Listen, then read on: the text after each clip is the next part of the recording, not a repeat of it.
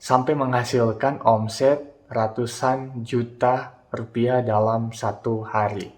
Hai, gue Ronald Lengkong, welcome to my channel.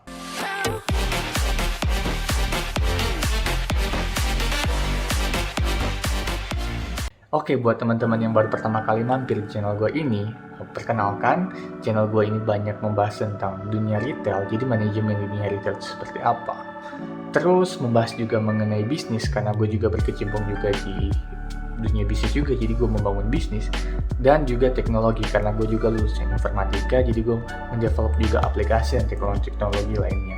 Gue juga banyak merekam vlog keseharian gue. Nah, buat teman-teman yang suka terhadap konten itu, teman-teman bisa subscribe channel gue ini dan jangan lupa nyalain loncengnya. Kali ini gue mau merespon video gue tentang warung modern yang sudah beberapa tahun yang lalu gue sempat upload. Jadi ada beberapa komentar dan beberapa pertanyaan dari beberapa teman-teman di kolom komentar yang sempat menanyakan ke gue. Nah, supaya pertanyaannya nggak berulang-ulang, jadi di sini gue coba bikin dalam bentuk video.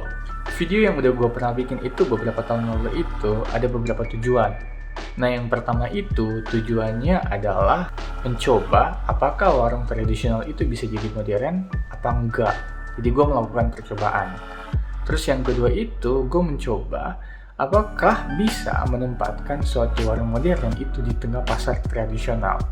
Karena jujur saja di samping itu juga Kiri-Kanan itu tidak menggunakan sistem sama sekali atau masih memiliki warung tradisional. Yang ketiga itu membandingkan manajemen warung tradisional dengan warung modern.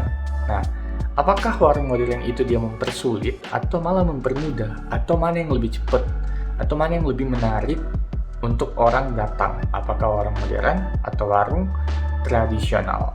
Nah, di sini gue coba memilih beberapa komentar dari teman-teman semua atau pertanyaan yang akan gue jawab di video gue kali ini. Nah, apa pertanyaan itu?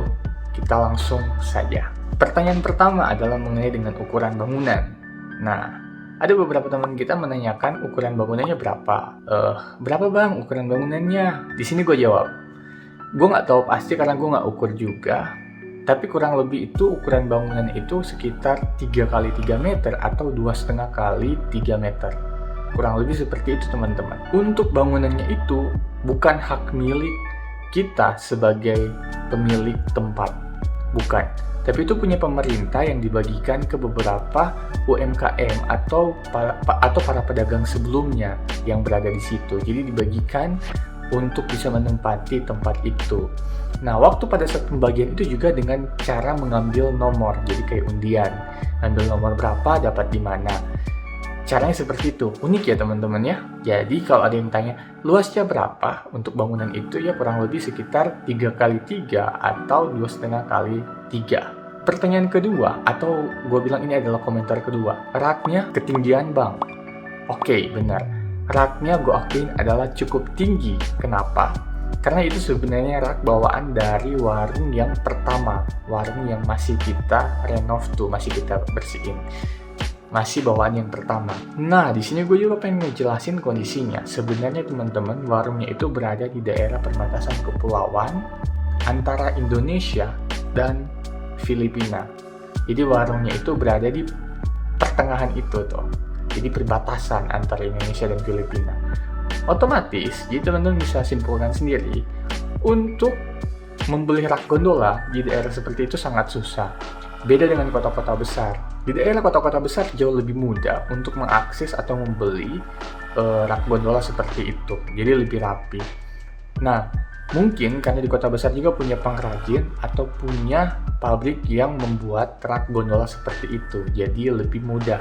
Jadi teman-teman tahu sendiri kondisinya. Di sini gue memanfaatkan rak yang lama itu gue cat. Jadi itu rak kayu yang dicat kembali sehingga menjadi lebih enak dilihat dan lebih baru. Nah, dicat dimanfaatkanlah rak itu tanpa kita membeli rak gondola. Sebenarnya kalau dibilang ideal, sebenarnya harus beli rak gondola supaya ideal. Jadi memberi kesan bahwa warungnya juga warung modern. Meskipun ukurannya kecil, tapi dengan kita menempatkan rak-rak gondola, itu akan membuat kesannya warungnya kita terlihat lebih rapi. Pertanyaan berikutnya adalah mengenai biaya dan modal. Jadi di sini gua secara detail atau secara spesifik gua nggak tahu persis modalnya berapa. Karena kondisinya warungnya itu sudah diisi dengan stok barang. Jadi di sini kita hanya merapikan warungnya saja, untuk stok barang itu sudah ada, jadi tinggal diisi kembali.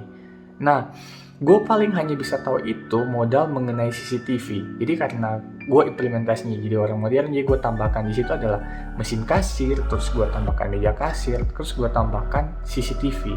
Jadi 3 hal itu yang gue tambahkan di warung itu.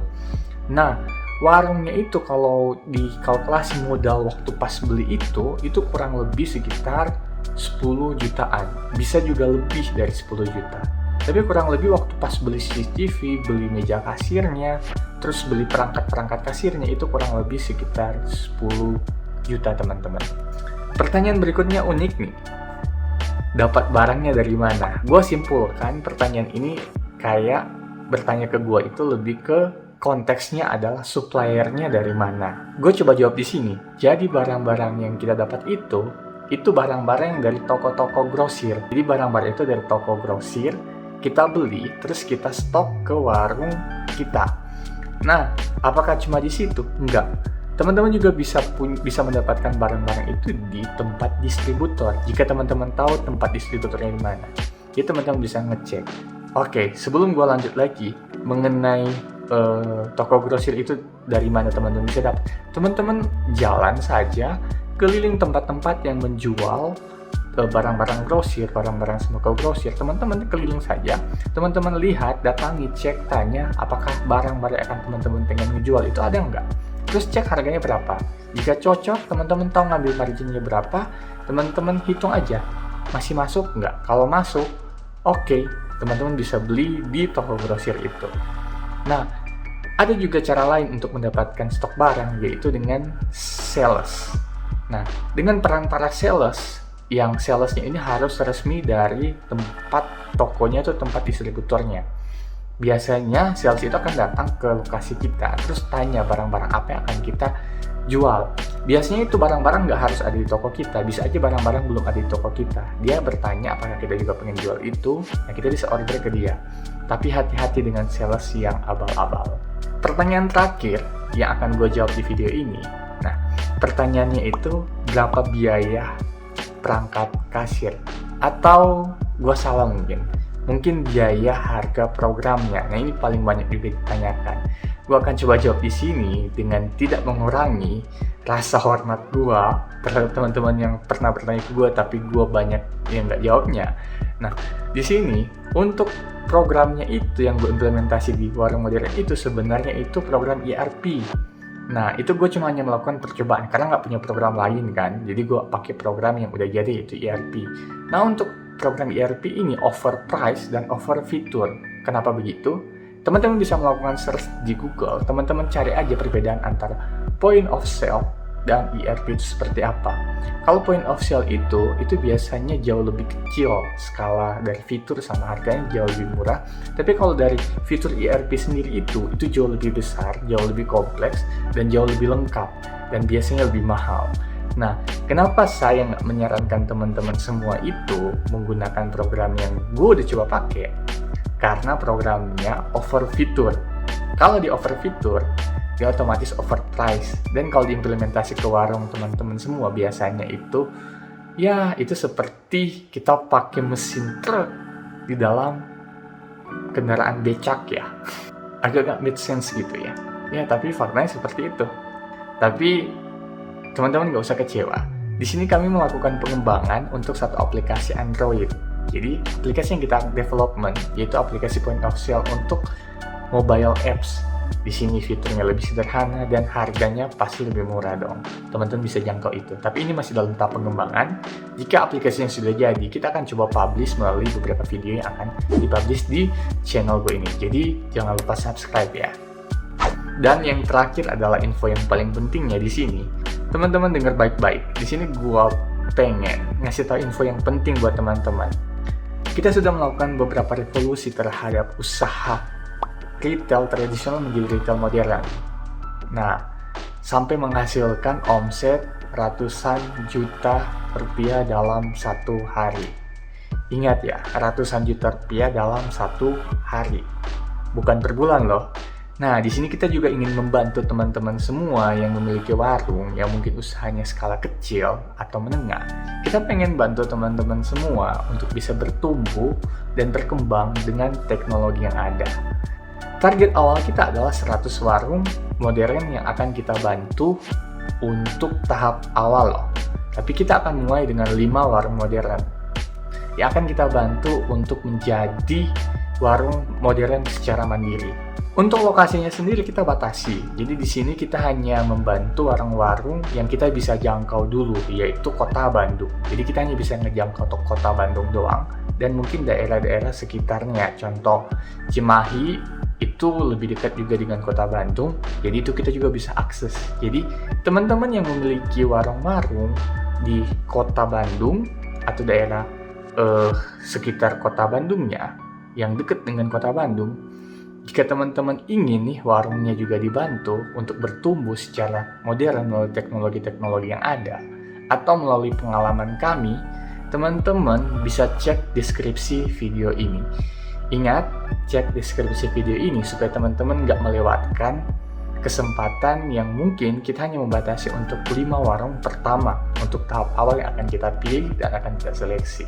So, ini kesempatan buat teman-teman. Jika teman-teman pengen benar-benar ingin atau mau yang punya warung di Kota Bandung atau sekitar Kota Bandung, teman-teman langsung aja cek deskripsinya. Dan gue berharap setiap dari kita juga bisa bertumbuh di dalam bisnis kita melalui usaha yang kita jalankan secara modern. Nah, jika teman-teman suka video gue ini, teman-teman bisa share atau peluang yang teman-teman dengar di sini teman-teman bisa share ke orang lain supaya juga orang lain juga bisa mendengar peluang ini dan mereka juga bisa bertumbuh bersama juga dengan teman-teman melalui warung modern. Thank you teman-teman buat semua sahabat juga yang udah subscribe gue, yang udah juga nonton video ini. Sampai di sini, gue sangat mengucapkan terima kasih kepada teman-teman semua. See you next video. Bye.